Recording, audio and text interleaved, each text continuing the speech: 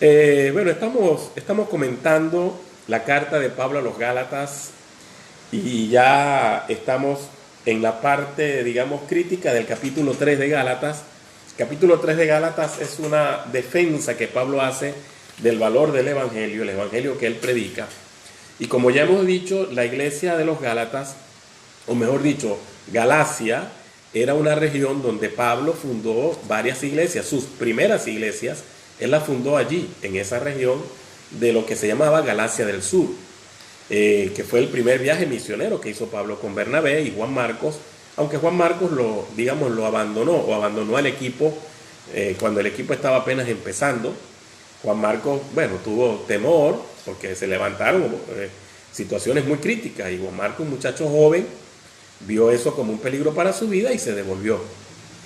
Entonces, realmente Pablo siguió con Bernabé y fundó iglesias en la ciudad de Listra, de Iconio, de Derbe, de Antioquía, de Pisidia.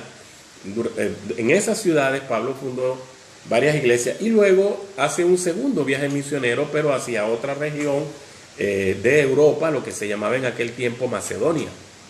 Y estando él en Macedonia, recibió la noticia de que estas iglesias que él había fundado inicialmente allí en Galacia estaban experimentando una situación crítica, porque unas personas que eran judías y que se habían convertido a Cristo estaban enseñando que además de creer en Cristo tenían que cumplir la ley. Y por supuesto eso trajo confusión a las nuevas iglesias, trajo confusión a los nuevos creyentes, porque ellos pensaban que era solamente, bastaba con creer en Cristo como Señor y Salvador, era suficiente. Pero no, entonces estas personas estaban diciendo, no es suficiente, además de creer en Cristo, tienen que cumplir la ley, especialmente tienen que circuncidarse y luego cumplir todos los 613 mandamientos que la ley exige. Imagínense una persona nueva creyente que está contenta porque ha encontrado en Cristo la paz y la victoria sobre el pecado, que le digan ahora que tiene que cumplir todos los mandamientos para poder ser salvo. Pablo, por supuesto, reacciona en contra de esa enseñanza y escribe esta carta para corregir esa desviación. El legalismo asfixia, el legalismo mata, el legalismo es la desviación más grande de la gracia de Dios.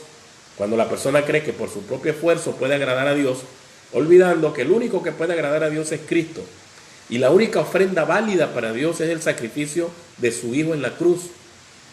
Entonces ningún esfuerzo humano puede mover el corazón de Dios, sino el de su propio Hijo.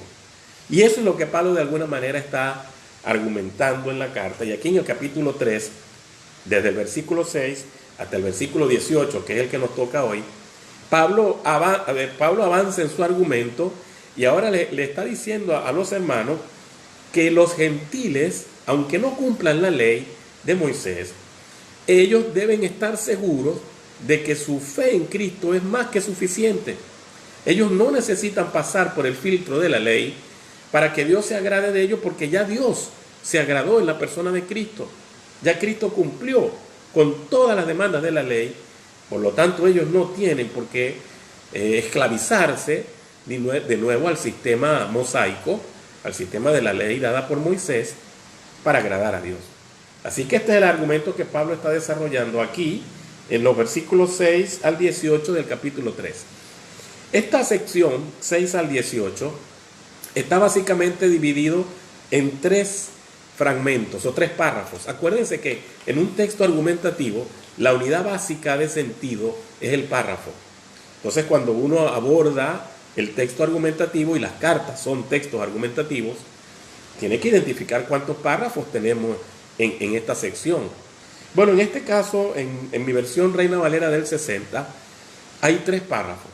El primer párrafo, versículos 6 al 9, donde Pablo desarrolla una premisa importante, y es que somos hijos de Abraham. Eso es fuerte para un judío, que le digan que los gentiles son hijos de Abraham, porque los únicos que se consideraban hijos de Abraham eran los judíos. Que ahora venga Pablo a decir que los gentiles que no nacieron judíos y que no están cumpliendo la ley también pueden ser llamados hijos de Abraham, era era una afirmación impensable para un judío, descabellada para un judío, pero totalmente cierta, y es lo que Pablo va a demostrar en ese primer párrafo, versículos 6 al 9.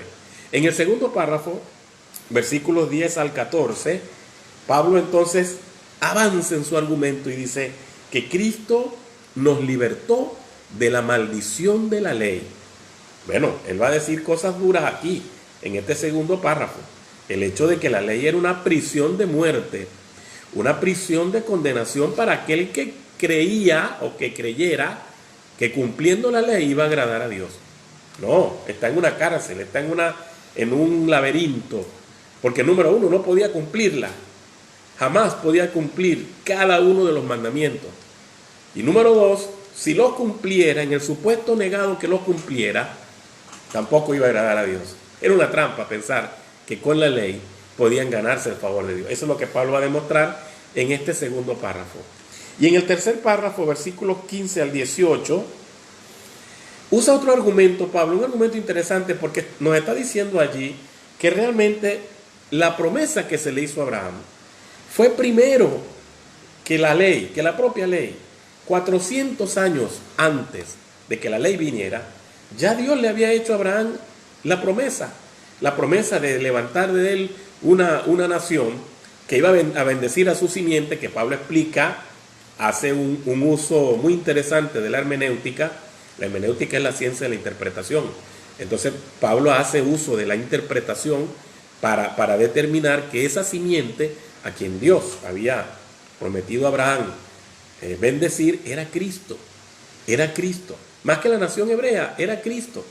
Ya vamos a ver un poco cuando Pablo lo mencione. Entonces, realmente esa promesa que se le hizo a Abraham fue anterior a la ley, porque realmente Abraham vivió 400 años antes de Moisés.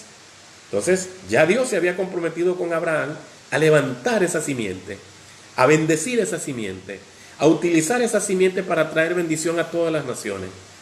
Luego vino la ley, pero primero fue la promesa. Y ese argumento también lo utiliza Pablo para decirle a los gentiles, a los creyentes de Galacia, que ellos pueden estar tranquilos. Pueden estar tranquilos. Primero nos ofrecieron la promesa y eso está asegurado. Cristo nos liberó de la maldición de la ley. Y realmente somos hijos de Abraham y podemos utilizar también ese argumento. Muy interesante esas tres afirmaciones de Pablo repartidas en estos tres párrafos. Déjenme entonces hacer algunos comentarios de esos tres párrafos y de la médula o de lo central en cada uno de ellos. Fíjense, de versículos 6 al 9, dice Pablo: así Abraham creyó a Dios y le fue contado por justicia.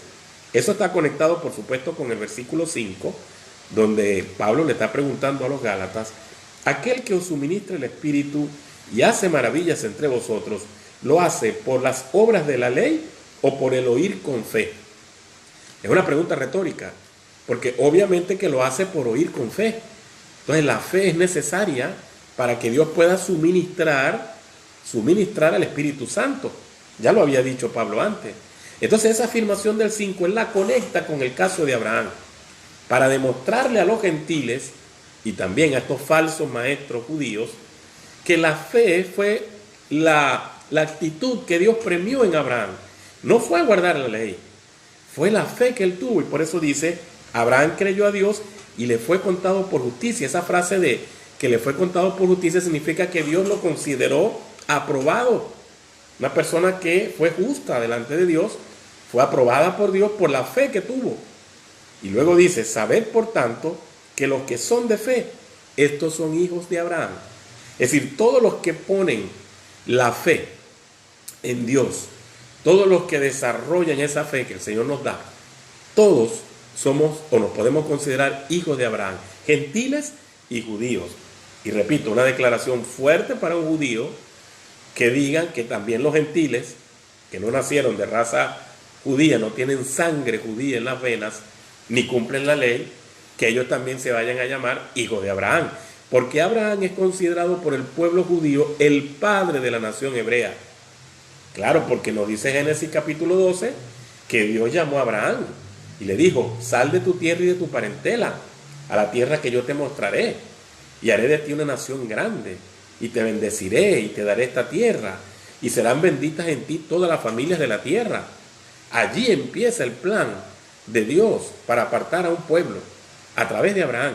Por eso todo judío ve a Abraham como hasta con veneración, una admiración tremenda por Abraham, el patriarca más importante, el padre de la nación hebrea, y todos los judíos por supuesto se sienten hijos de Abraham.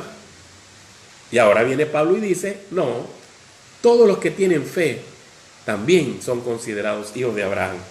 Y el versículo 8 dice, y la escritura, previendo que Dios había de justificar por la fe, noten las palabras cuidadosas que Pablo utiliza. La escritura, hablando del Antiguo Testamento, previendo o viendo con anticipación que Dios había de justificar por la fe a los gentiles, dio de antemano la buena nueva. Esa palabra buena nueva es una sola palabra en el idioma griego y es la palabra evangelizo o evangelio también. Evangelio, o sea que Pablo está usando la palabra evangelio aplicándola a Abraham 1500 años, o perdón, 2000 años antes de Cristo, usando la palabra evangelio, cuando el evangelio vino con Cristo. Pero no, Pablo está haciendo un uso interesante de la palabra para decir que ya con Abraham había un evangelio de promesa, un evangelio de gracia, Dios manifestándose a Abraham, el padre de la nación hebrea. Le dice que la buena nueva a Abraham fue, en ti serán benditas todas las naciones, en Abraham. Y luego el versículo 9, que para mí es el más importante de este primer párrafo, porque todo párrafo tiene un versículo, o más bien una oración, que es la oración principal del párrafo. Eso es bueno también recordarlo. Los párrafos están compuestos por oraciones, más de una oración, y en todo párrafo siempre hay solo una oración que es la principal, y las demás oraciones apoyan a esa principal. Se llaman oraciones secundarias o de apoyo, porque amplían, ilustran, refuerzan la idea que está en la oración principal. Entonces, para mí, la oración principal de este primer párrafo es el versículo 9, donde dice, de modo que los de la fe, o sea, todos los que se han acercado a Dios por la fe, son bendecidos con el creyente Abraham. Es decir, reciben y de alguna manera participan de esa bendición que Abraham recibió, de esa promesa que se le dio en Génesis capítulo 12. Ellos de alguna forma participan de las bendiciones que le fueron dadas a Abraham. Porque como Abraham se acerca a Dios por la fe, así todos los que también lo hacen de la misma manera, entonces son iguales, son hijos, y esa palabra es usada en un sentido espiritual, son hijos de Abraham. Así que en ese primer párrafo, el argumento principal es que los creyentes son hijos de Abraham y hay una palabra que se utiliza cuando se está hablando de la raza de algunos animales, que hablan de pedigrí, que es como la pureza, la calidad de la raza. Y por supuesto no se utiliza para los seres humanos, o bueno, no tengo información si esa palabra se aplica a los seres humanos, pero hay algo como de casta, hay algo como de orgullo, de sangre o de raza, así como en la India, que hay estratos sociales bien diferenciados. Y si uno nace en un estrato social, bueno, eso trae consigo una cantidad de implicaciones. Entonces, este concepto de pertenecer por la fe a la familia de Abraham es muy importante. Y los judíos que estaban yendo a Galacia para confundir a los gentiles, entonces este argumento fue como un freno, diciéndole, esos también a quien ustedes les están predicando que hay que guardar la ley, ellos también son hijos de Abraham, igual que ustedes. Así que no traten de convertirlos en hijos de Abraham. Ya ellos son hijos de Abraham, porque creyeron en Dios por la fe, como creyó también Abraham. Luego el segundo párrafo, que empieza en versículo 10, dice, porque todos los que dependen de las obras de la ley, y aquí este es otro argumento de Pablo. Este argumento es un poco más oscuro, es un poco más fuerte, porque este argumento lo que está diciendo es que la ley era realmente una guillotina en el sentido moral. Y ya vamos a explicar un poquito la razón por la que Pablo utiliza aquí frases bastante duras para decirnos que la ley era simplemente una forma de decirle al hombre: usted es incapaz de agradar a Dios. Noten lo que dice: porque todos los que dependen de las obras de la ley, y aquí obras es el esfuerzo humano por querer agradar a Dios cumpliendo la ley. Pablo dice: todos los que dependen de las obras de la ley están bajo maldición. Esa frase es dura. Todos los que se empeñan, como estos maestros, falsos maestros, que estaban llevando el falso evangelio a los Gálatas, todos estos que se empeñan en guardar la ley quedan bajo maldición. ¿Por qué? Porque está escrito, dice Pablo: maldito todo aquel que no permaneciere en todas las cosas escritas en el libro de la ley para hacerlas. Pablo está citando literalmente la escritura. Perdón, él está citando Deuteronomio 27:26, disculpen.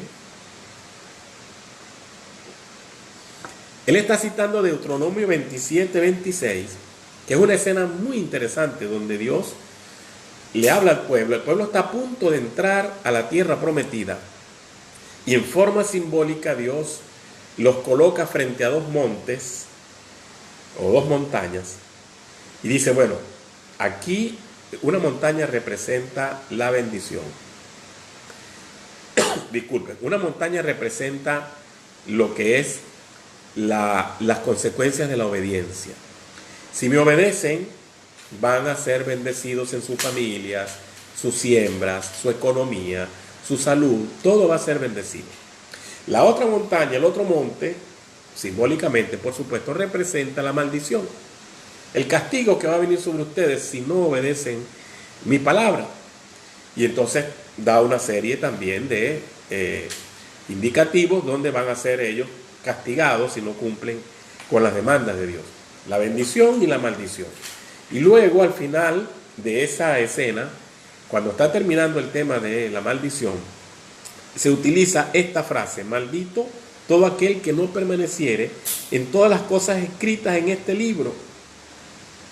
Entonces, si una persona, y el otro día dijimos que alguien contabilizó que en toda la ley habían unos 613 mandamientos y anexos también. 613. Si usted cumplía 612, pero había uno solo que no cumplía, bueno, ya era culpable de todo, porque la palabra dice que maldito el que no permaneciere en todas las cosas escritas en la ley. Y la persona se iba a esforzar por querer cumplir a cabalidad todo lo que Dios le estaba exigiendo. No podía. No mentirás, no codiciarás.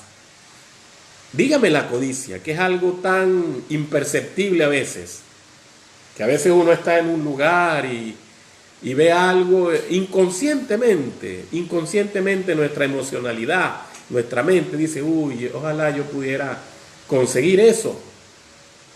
Y ya uno está empezando a entrar en un mecanismo de codiciar y no se dio cuenta cuando lo hizo. Entonces, hay tantos mandamientos y dice que si uno se equivoca en uno, ya es como haberse equivocado en todos. Entonces, uno se empeña en querer agradar a Dios a través del camino de la ley, siendo, según Pablo, imposible. Es como una espada de Damocles que está allí. Eso de la espada de Damocles viene de una mitología de un rey que se llamaba Dionisio, que vivió supuestamente, aunque dicen que es más una leyenda, como en el 300 antes de Cristo. Y entonces él tenía un súbdito llamado Damocles que hablaba muy bien de él cuando iba a la corte, le decía cosas maravillosas: oh rey, tú eres una persona poderosa, muy sabia. ¿Quién pudiera ser rey así como tú? ¿Quién pudiera sentarse en tu trono, oh rey Dionisio? Entonces el rey le dijo un día: bueno, te voy a dar la oportunidad para que seas rey en un día. Siéntate aquí en mi trono. Entonces Damocles se sentó, no lo pensó dos veces, muy contento, y entonces empezaba a disfrutar de todos los manjares que le traían, los bailes, todo como el rey, pues. En algún momento él vio hacia arriba y vio una espada enorme, como de 2 metros, muy filosa, que estaba sujetada solo de un pelo de caballo, de la crin de un caballo. Era lo que sostenía esa espada.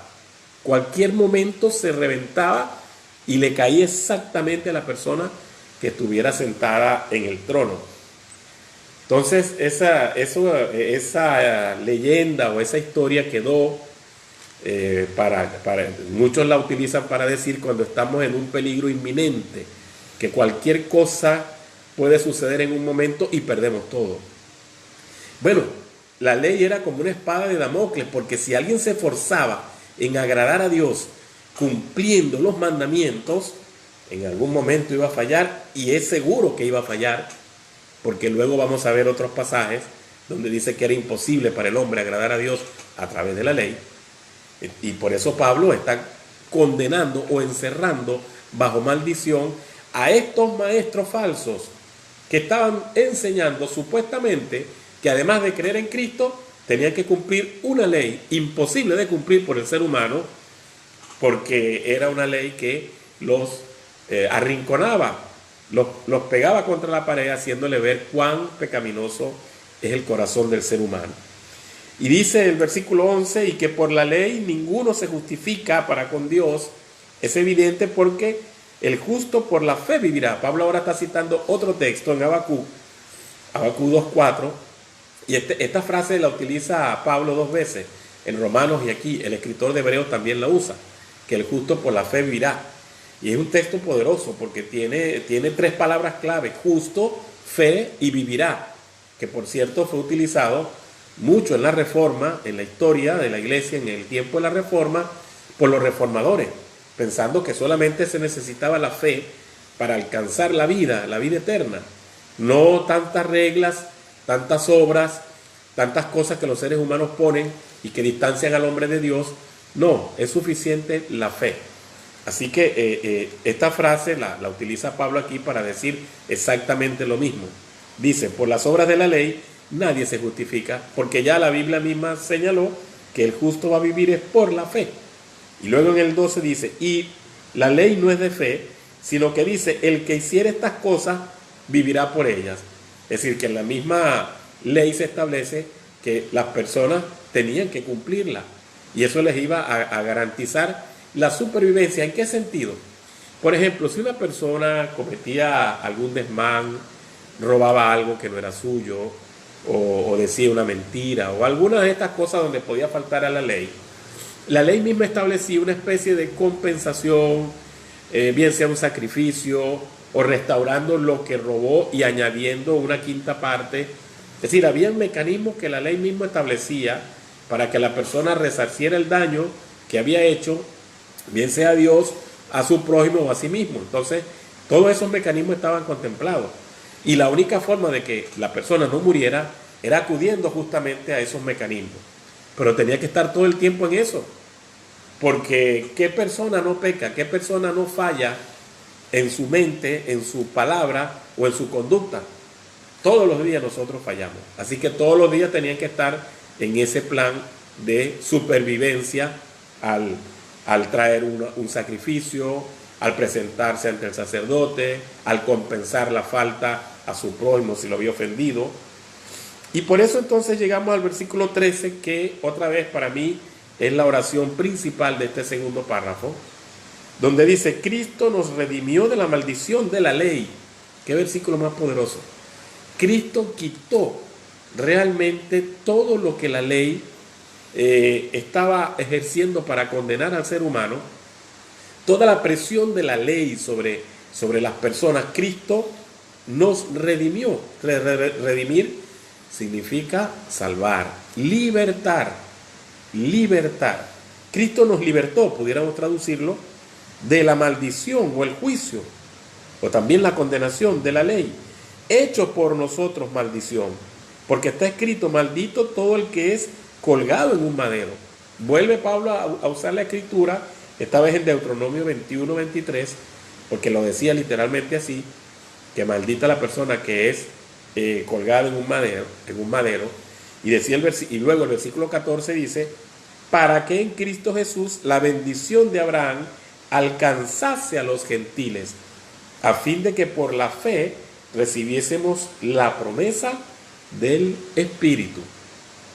Cristo llega a convertirse en la única esperanza de los seres humanos para ser libertados de este yugo de la ley que nadie podía humanamente cumplir, porque era imposible.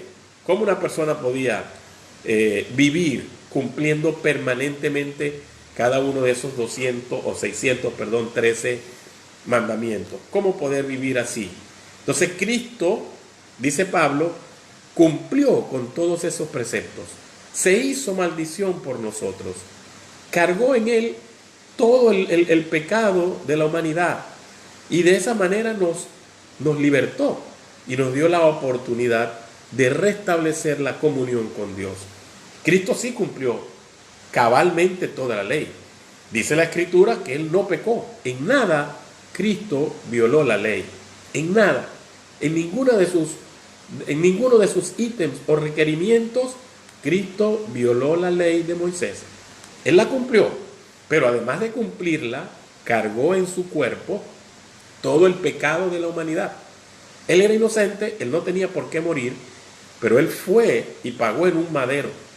Y Pablo utiliza Deuteronomio justamente porque Deuteronomio habla de que los cuerpos de la persona no pueden ser dejados en el madero, porque maldito es todo aquel que es colgado en un madero. Pablo está usando las palabras del Antiguo Testamento. Acuérdense que cuando Pablo cita la Escritura, el Nuevo Testamento no había sido escrito. Probablemente esta carta es una de las primeras que Pablo escribe. Se estaba escribiendo el Nuevo Testamento, pero el Antiguo sí estaba totalmente escrito. Por eso cuando Pablo cita la Escritura, cita el Antiguo Testamento y toma palabras claves. Si se han dado cuenta, Pablo está tomando palabras claves del Antiguo Testamento para construir aquí una defensa de su argumento, de que Cristo derrotó la maldición de la ley. La ley era un laberinto. Uno podía entrar, pero no podía salir. Todo el que entraba intentando agradar a Dios se perdía dentro de ese laberinto y moría dentro de ese laberinto. Perdón, porque no había manera,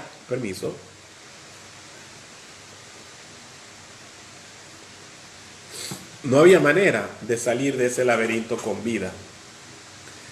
Entonces Cristo aparece como esa figura que se muestra a los ojos de la persona que está perdida en el laberinto y le dice, este es el camino. Y el camino tiene forma de cruz, de madero, como dice Pablo allí. Este es el camino. El único camino que tú puedes tomar para recibir la gracia de Dios soy yo, es Cristo Jesús. Y entonces el ser humano pues está frente a esa decisión, tomar esto que Cristo le ofrece, que Dios le ofrece a través de Cristo, o permanecer en el laberinto. Y en cierta manera Pablo casi como que si estuviera diciéndole a los Gálatas, ¿ustedes quieren regresar a ese laberinto del cual Cristo los sacó? Porque si Cristo nos redimió de la maldición de la ley, ¿ustedes de verdad están dispuestos a regresar a ese lugar de donde no van a poder salir? Donde es imposible agradar a Dios. O sea, en alguna manera Pablo los está confrontando con esa verdad. Y el último párrafo, versículos 15 al 18, donde Pablo utiliza otro argumento interesante, diciendo que la promesa que se le hizo a Abraham vino primero que la ley. Así que hay primacía, hay prioridad en la promesa más que en la ley. Así lo dice Pablo. Versículo 15. Hermanos, hablo en términos humanos. Un pacto, aunque sea de hombre, una vez que está ratificado, nadie lo invalida ni le añade. Él está hablando, colocando una analogía, por supuesto, entre un pacto entre personas y el pacto que Dios hizo, pero todavía no va a hablar de ese pacto. Primero dice, en términos humanos, cuando una persona se compromete a algo, oye, no se le puede ya añadir o quitar. Eso no es correcto, que si yo me comprometo con usted en hacer algo, luego yo cambie, porque voy a quedar mal yo y voy a parecer una persona sin palabra, poco confiable. Entonces Pablo dice, un pacto, una vez que se ratifica, nadie lo invalida ni le añade nada. Luego Pablo avanza en el versículo 16 y dice, ahora bien, a Abraham fueron hechas las promesas y a su simiente. No dice y a las simientes como si hablase de muchos, sino como de uno, y a tu simiente, la cual es Cristo. Es decir, que aquí Pablo está utilizando un argumento interesante. En Génesis, y es verdad, Génesis capítulo 12, versículo 7 dice que Dios le dijo a Abraham que iba a bendecir a su simiente. Pablo utiliza el sustantivo en singular, aunque la palabra simiente es colectiva y puede incluir una cantidad de personas. Pero Pablo está haciendo uso del número singular del sustantivo simiente para hacer ahora una vinculación con Cristo. Y de alguna manera está diciendo, esa promesa que se le hizo a Abraham realmente se cumplió en la persona de Cristo. Y miren, es interesante porque, por ejemplo, Mateo cuando nos presenta su evangelio, él empieza con la genealogía de Jesús. ¿Y a dónde empieza Mateo? Estoy leyendo en Mateo capítulo 1. Dice, el libro de la genealogía de Jesucristo, hijo de David, hijo de Abraham. Y Mateo empieza con Abraham. Dice, Abraham engendró a Isaac y así va sucesivamente hasta que llega hasta Jesús. Entonces, interesante que Mateo, cuando nos presenta al Mesías, cuando nos presenta al Salvador, aquel ungido que Dios iba a utilizar para redimir a la humanidad, empieza con Abraham. Y desde Abraham, él traza una línea genealógica que divide en tres partes, para decirnos que Cristo es el descendiente de Abraham y es en quien se cumple esta promesa. Así que la teología de Mateo vincula también a Abraham con Jesús. Y es lo mismo que está haciendo aquí Pablo. Así que Pablo no está inventando nada. Pablo está utilizando una concepción que era también compartida por otros escritores, en este caso Mateo. Entonces dice él en el versículo 17, que otra vez para mí es el versículo principal de ese tercer párrafo. Versículo 17 dice, esto pues digo, el pacto previamente ratificado por Dios para con Cristo, el pacto que Dios había hecho con Abraham y que de acuerdo a Pablo se refería a la simiente que era Cristo, por eso es un pacto a través de Cristo, así lo presenta Pablo. Ese pacto, la ley que vino 430 años después, no la abroga para invalidar la promesa. Es decir, la ley no puede quitar los efectos de la promesa que Dios le hizo a Abraham. La promesa permanece porque fue primero, tiene prioridad, tiene primacía sobre la ley. Eso es lo que Pablo está diciendo. Y luego en el 18 termina diciendo, porque si la herencia es por la ley, o sea, si se va a recibir esa promesa cumpliendo la ley, ya no es por la promesa, ya no es porque nosotros estamos confiando en esa promesa que le hizo Dios a Abraham. Pero Dios la concedió a Abraham mediante la promesa. Lo que está diciendo Pablo es, lo que Dios le dijo a Abraham que le iba a prometer, la ley no lo puede invalidar. La ley no puede ahora estar por encima de la promesa que se le hizo. Y Cristo, esto es el tema más fuerte, es que Cristo estaba allí de alguna manera prefigurado en la declaración que Dios le hizo a Abraham. Porque es lo que dice Pablo, tu simiente, la cual es Cristo. Entonces Cristo era lo que Dios estaba pensando cuando dijo, en ti serán benditas todas las familias de la tierra, todas las naciones. ¿Cómo se podía bendecir a todas las naciones? ¿Cómo Dios a través de Abraham podía llegar a las naciones? Bueno, la única explicación de eso es que a través de Cristo, que ofrece salvación a todas las naciones, es que esa promesa se iba a cumplir. Por eso es que Pablo dice, bueno, la fe, la promesa y la herencia vinieron antes que la ley. Por lo tanto, la ley no puede limitar, abrogar ni detener esta promesa que se iba a cumplir.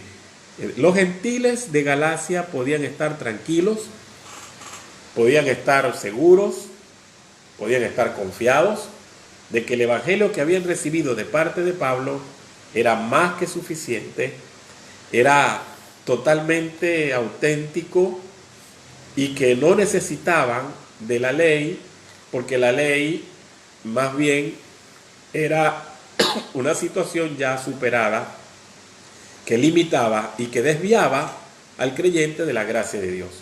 Cristo ya nos redimió de la maldición de la ley, las promesas son superiores a la ley y nosotros no necesitamos cumplir la ley para ser hijos de Abraham porque ya somos hijos de Abraham sin necesidad de cumplir la ley.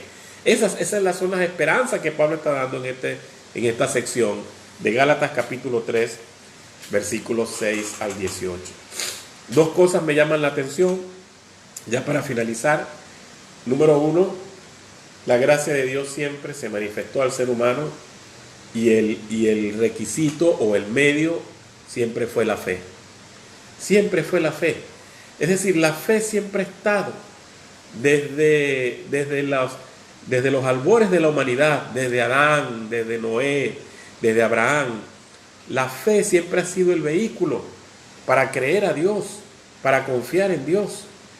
Así que la ley que vino después no puede ser superior. No puede ser superior a esa fe que Dios siempre iba a pedir de aquellos que querían vivir una vida piadosa. Nos recordamos de aquella escena cuando el pueblo en su murmuración desafió a Dios y Dios envió unas serpientes venenosas, que estaban estas serpientes, por supuesto, mermando a la población porque murió mucha gente. Y Dios manda a construir una serpiente de bronce, a levantarla, para que aquellas personas que vieran la serpiente y creyeran, entonces podían ser sanadas. Noten que ya el pueblo estaba viviendo bajo la ley, ya el pueblo estaba viviendo bajo la ley mosaica. Y sin embargo, ¿qué fue ese acto de ver a la serpiente de bronce? Un acto de fe, solamente creyendo que Dios podía sanarlos, porque la serpiente de bronce en sí misma no era la que sanaba, era el poder de Dios. Que por cierto, esta escena la usa Cristo para decir que así como la serpiente fue levantada en el desierto, era necesario que el Hijo del Hombre fuese levantado en el desierto también, para que por la fe los que creyeran en él sean salvos. Así que eso de dividir la historia de la redención en un periodo de ley, que por la ley la gente agradaba a Dios, y luego un periodo de gracia o de fe, no, realmente toda la historia de la redención, de la salvación, es una historia de fe, por la fe. Y si no, vean el capítulo 11 del libro de Hebreos, cuando se mencionan todos esos personajes del Antiguo Testamento, y todos esos personajes se antecede una frase: por la fe. Por la fe Abel, por la fe Abraham, por la fe Moisés, por la fe cada uno de ellos. Y está hablando de personas del Antiguo Testamento. Entonces eso me llama la atención, el énfasis que pone Pablo en la palabra fe, como mucho mayor que la ley, y mucho mayor que el esfuerzo humano por querer agradar a Dios. Y otra cosa que me llama la atención, ese enfoque que hace Pablo en Cristo como la simiente, que dice que en Cristo se cumplió la promesa. Y yo creo que Cristo, por supuesto, fue el que cumplió la promesa, pero se dan cuenta que Cristo, antes de irse, él deja ese mismo encargo a sus discípulos. Y Cristo fue, según Pablo, la simiente que iba a bendecir a todas las naciones.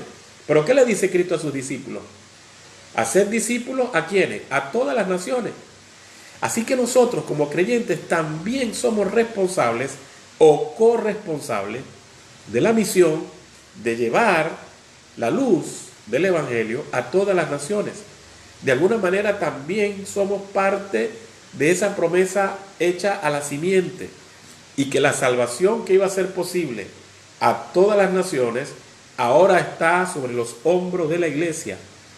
La iglesia tiene entonces la responsabilidad de ser agente de Dios para comunicar el Evangelio, un Evangelio que puede cambiar la vida de las personas, que puede cambiar el destino eterno de las personas. ¿Cómo nos sentimos nosotros frente a esa tarea? ¿Cómo nos sentimos nosotros frente a esa demanda de que realmente no ha terminado todavía la historia de la redención, porque la iglesia tiene en este tiempo la responsabilidad de seguir siendo parte de esa cadena que Pablo está describiendo aquí, de ser transmisores, multiplicadores, comunicadores del mensaje del Evangelio. Así que esto es dos cosas que me llamaron poderosamente la atención. Bueno, gracias al Señor por su palabra y por el tiempo que hemos disfrutado acá juntos. Un abrazo para todos mis hermanos y que Dios me los bendiga grandemente.